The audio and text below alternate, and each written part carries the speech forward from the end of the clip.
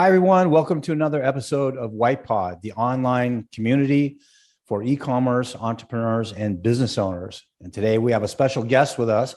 He is the founder and owner of Rooster Supply, and his name is Jeremy Sacker. Jeremy, thanks for joining us today. How are you? Very good. Thank you. Great to have you.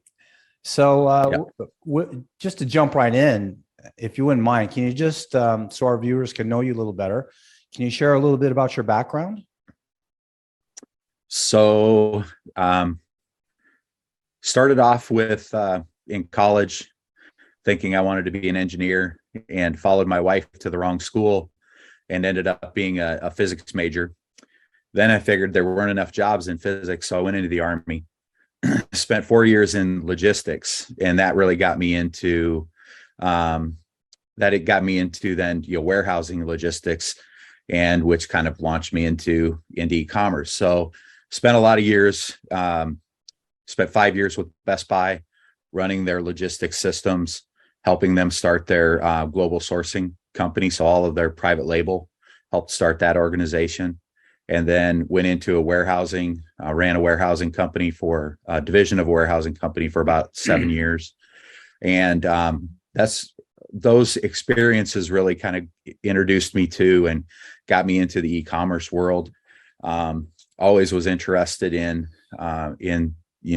things that are technical. So which just kind of got where I got into, the lighting space. Right. So there's a lot of paths you could have taken. You have an interesting background. You've worn a lot of hats. So what inspired you to get into lighting and industrial supplies? Why that? It was an opportunity that was presented to me. I was looking for a company to purchase for a number of years. Never really found the right thing. And lighting and industrial supplies is really, it's really where I came from. As a physics major in college, you learn a lot about, the technical aspects of lighting and how it works. I wanted to be an engineer, like I said, so that technical aspect of the lighting also kind of drew me to that. And then really it's the e-commerce and really getting to know customers. But the other thing is, I wanted to get into business for myself, because I always say that I can't believe how many companies make money despite themselves. And so I thought, you know what? Yeah. So if I, get into business and we treat customers the way, people want to be treated and the way we want to be treated, we're there as a problem solver. We're there to help them through their journey, that we should be successful. Sure. It's all about repeat business, isn't it? Really? I mean, if you don't have repeat business, it's really hard to grow. So I think that's a perfect philosophy. Okay. So, we have brick and mortar. There's a lot of different ways to do business. And a lot of people seem to think that it's really easy to start an e-commerce business. They think, okay, get some stock, take some pictures, build a website, put it on there. You sell the stuff, send it to them. What could be hard about that? Well, we know it's not that simple. So would you mind sharing some of the challenges that you faced when you started your e-commerce business and how you overcame them? Yeah. So e-commerce it's just so crowded, that there's so many websites out there. There are so many, marketplaces have really changed the environment in e-commerce as well. And so it's really, about getting noticed. And the problem is that it's hard to get noticed when there are millions of websites out there that vying for the same eyes, right? And for the same, share of wallet. So it's, I don't know, it's not something to take lightly. I think that the thing you have to realize, or the thing you have to think about is, you can't be a me too anymore. Right. You have to differentiate yourself. So you have to have a unique product. You have to have a unique value proposition, or you have to, take on something that's already established, a brand that's already established. And even with brands, you have to look at something that, that has a limited limited distribution, right? Because, you know, going out and selling Stanley tools as an example, everybody has Stanley tools. So it doesn't do you any good to have Stanley tools on your website. I have them. Mm-hmm. Right. It doesn't set you apart. So No. very true. And then you have supply chain issues and things like that, that a lot of times people don't even think about, but that must take a lot of your time creating solutions for that. You know, it really does, because you need to make sure that you have alternate sources of supply. You need to make sure you have alternatives. There have been a lot of shortages that have happened, you know, over the last 2 years that it's just crazy. You know, I had a friend of mine that is building a house, and he is a remodeler. So he sells this stuff all day long. He ordered his garage doors in October, and he just broke ground in August. So he ordered his garage doors a year ago to break ground in August for his new house. Well, it's commendable, you know, that he was thinking ahead, but also it's really eye opener, you know, and just when you shop online, you go to a lot of websites, you just see out of stock, out of stock, out of stock, notify me, send me an email. People don't have stock. So yeah, there's a lot to think about. It's not that easy. And it's also not, you know, everybody thinks that, okay, well, I don't hear about it anymore, so it must not be an issue. It really still is an issue. There still are a lot of, you know, containers that are sitting out there. I was supposed to get an order in the middle of October, and now it's pushed out to the middle of November. And it's not because the container didn't get here. Now it's a problem of the container is here, and how do I get it from the port to the warehouse? That's supremely frustrating, right? You do all the hard work to actually make people aware of your products. You drive them to your site, they're interested, they want to buy it, and now you can't sell it to them. It must be like a nightmare. It can be. Yeah. So like you said, if you have redundancy built in, that's the best way to go, I guess. Mm-hmm. So what are your best-selling products? You know, our best, so we really concentrate on commercial and industrial lighting. So we sell a lot of warehouse lighting, and you know, they're called high bays. So high bay is typically something that you hang from higher, you know, 14-foot ceilings or higher. But then also in your office, we, you know, a lot of those fixtures that in your office, we're big in the retrofit market. So we take existing buildings and we will help them to upgrade that lighting to LED. So there are a lot of programs out there right now that that we are, I don't know, I feel that we're on the forefront of anyways. Our team is really knowledgeable about rebates.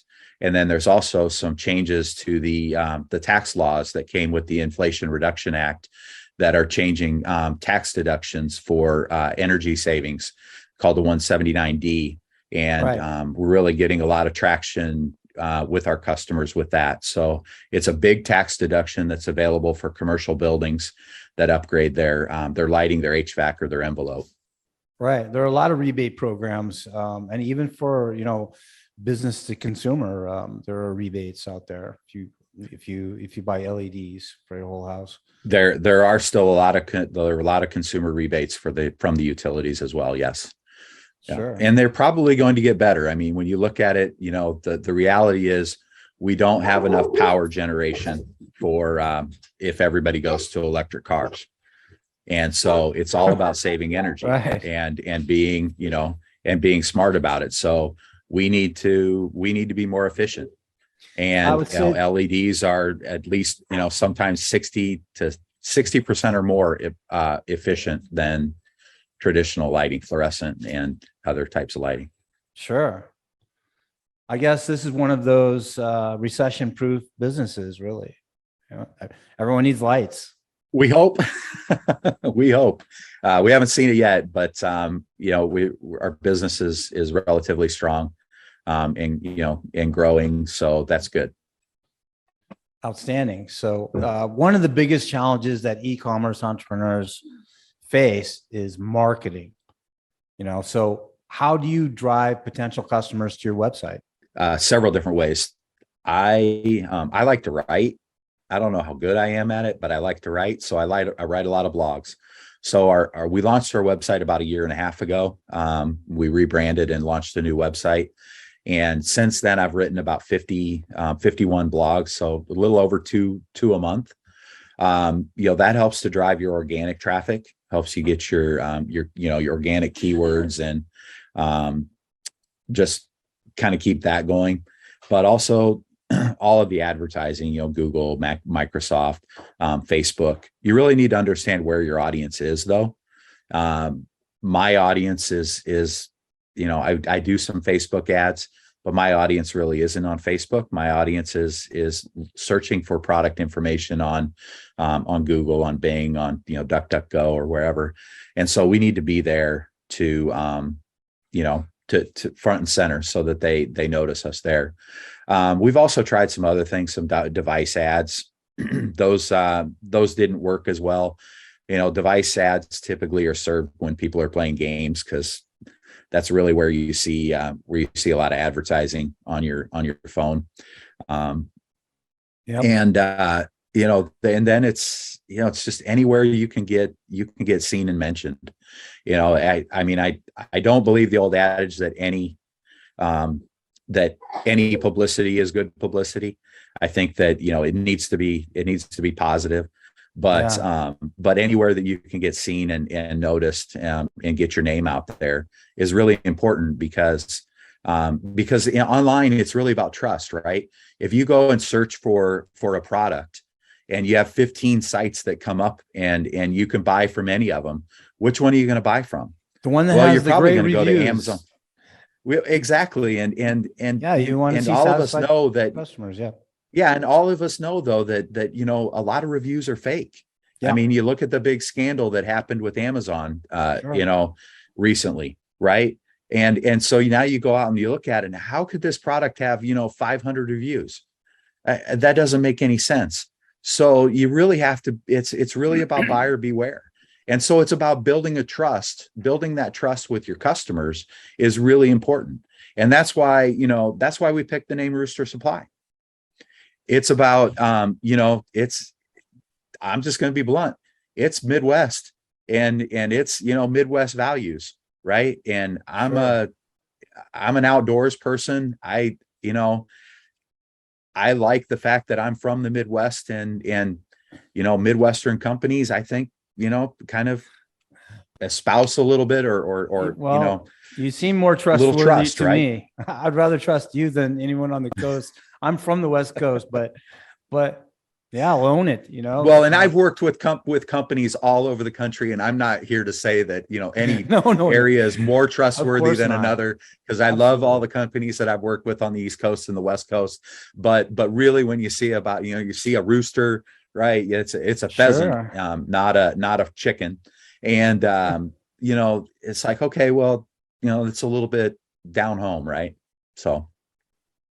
Yeah, absolutely. I think it does, engender a little bit of trust and confidence. So, and it just sounds cool. Rooster Supply, man, I like it. Amazon, who thought that Amazon would be the largest marketplace in the world, right? Yeah. It has nothing to do with e-commerce. So. Right. Well, it's funny. You mentioned Amazon. I was going to say about reviews. They're so obviously fake. You go there, you see all these reviews. It's 4.5-star average. The first 10 reviews are all garbage, like 1 star. This sucks. Mm-hmm. I got a refund and all that. And then after that, it's like, oh, it's the greatest thing ever since individually wrapped cheese slices. And I love this. Yes. So you just know immediately. So it's really painful. It like I said, it really is about buyer beware. You really need to read through the reviews and really think about it. And it is tough because, Amazon recruited a lot of foreign manufacturers onto their site. It's been several years ago. And there's different rules that they play by in their country, right? And wherever they're from. And, everybody's thinking, yeah, it's China. It's not just China. I've done a lot of work with companies in China, but there's a lot of those companies out there that they play by different rules than we do. That's a fact. And it's just a cultural, it's cultural. It's not that it's, it's not against the law. The law can't protect you from everything. You have to have common sense to help you out a little bit, right? Right. Right. Well, finally, Jeremy, you've given us a lot of great stuff already, but are there any pearls of wisdom that you'd like to pass along to entrepreneurs who want to get started in the e-commerce game? Be ready for the long haul. It's about perseverance. It's about trying a lot of things. It's about understanding, really learning and understanding your customer and where your customer is and where your customer shops. But in the long term, I'm a problem solver. I want things to get done now. And in the e-commerce world, it doesn't work like that. You have to have patience. Well said. I've heard that quite a bit, and that resonates. Jeremy, thanks a lot. Thanks again for joining us. It was a real pleasure speaking with you. And I really appreciate everything you said. And I know our audience will too. And I wish you continued success. Yeah. Thanks, Mark. I appreciate the time. Thanks, Jeremy.